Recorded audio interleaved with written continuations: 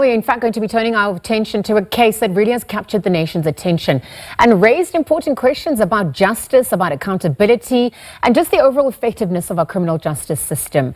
Because 15 years after the brutal crime against Gauteng businesswoman Andy Kawa, Moses Gqesha, of course, has now been sentenced to 8 life terms for rape, robbery, kidnapping, and a series of other violent crimes. The long wait for justice in this case, coupled with the powerful role of forensic evidence, it underscores both the challenges but also the triumphs of the legal system. Gqesha's arrest back in 2020 linked to DNA evidence from a 2010 crime scene. It highlights the importance of modern investigative techniques in holding perpetrators accountable even when justice is delayed. And so joining us this afternoon via Teams meeting to discuss the broader lessons from this case is Dr Bongani Nkosi, a senior lecturer in criminal law who brings years of expertise and insight into the workings of our justice system at large. Dr Nkosi, on that note, what a privilege to have you with us. Thank you for making time to be part of this important chat. Thank you so much, ma'am, and good afternoon to you as well as to the viewers. Thank you. Thank you. Let's get your initial reaction on the back of the sentencing of Moses Gqesha. What are the most significant legal and social implications of this particular case? Firstly, I would say it has taken so long, almost 15 years, before he could be brought into justice or before he could actually be sentenced. What we see here is that in 2010, when this offense was committed, there were some mistakes or errors which were committed by the police in essentially investigating or in searching for the suspect. Viewers will recall that she was kidnapped at around 14:30 in the afternoon, and yet she only managed to escape the next morning on the 10th. Now, this tells you that had the police done a thorough search through having a proper K9 unit dog, which could have then probably found her, eventually they will also have made use of a helicopter. What we know at this stage is that the search was not thorough enough because where the helicopter was hovering, she was only 20 meters away. Yes, it is quite a disappointing setup in a sense that she had to wait for that 15 years, even though after Gqesha was identified in 2023, it took almost 16 months before he could eventually be arrested.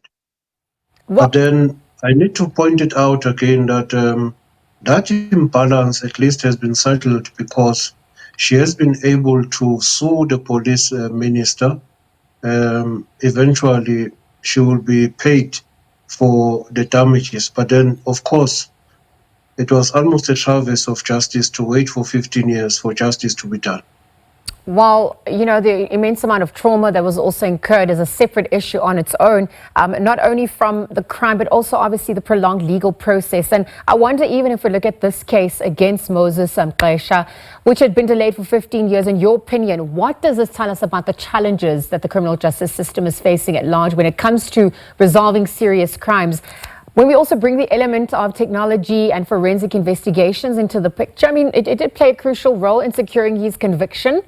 Tell us about the importance of incorporating those elements through forensic evidence in criminal investigations, especially in cases like this one.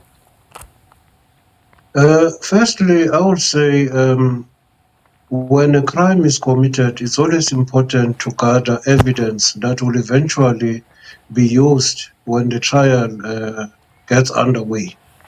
Then at the same time, the public should be aware that when you speak about justice, there are 3 segments of it. Justice at the hand of the police, justice at the hands of the prosecution, as well as at the hands of the court.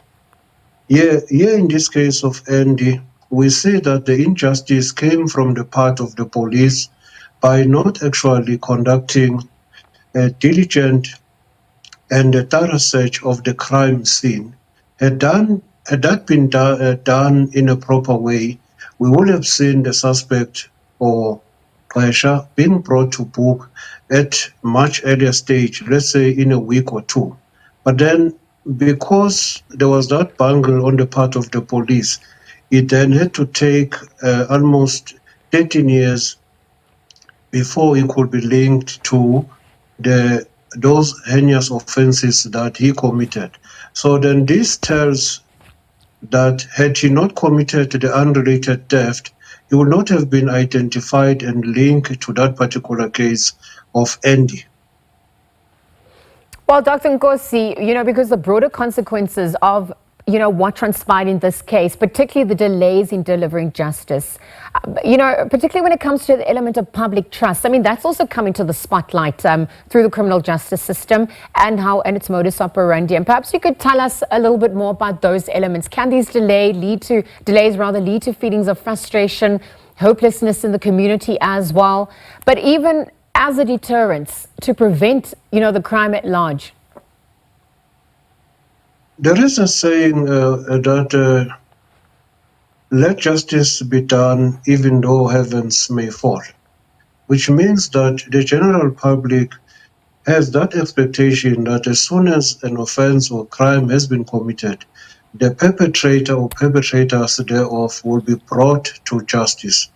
It should be recalled that as a victim of crime, you should not be affected twice by the commission of the offense as well as by the criminal justice system itself. Then when that happens, members or civilians at large will then begin to lose trust in the criminal justice system itself, to say, what is the use of having a criminal justice system which is unable to bring to book those who have transgressed our rights? So we don't want a society where civil society will end up taking the law into their own hands. Now, what I want to emphasize is the fact that if you bring a case for prosecution which has not been properly investigated, chances are that you are likely to lose that particular case. Like previously, you have discussed the case of Timothy Omudoso. There was some bungled on the part of the state. But then over and above, we want police to do a proper investigation of cases, because the test is simple. The law says you need to do a diligent and skillful search to gather evidence which will later on be used in a subsequent trial. If you don't do that, chances you're going to lose the case.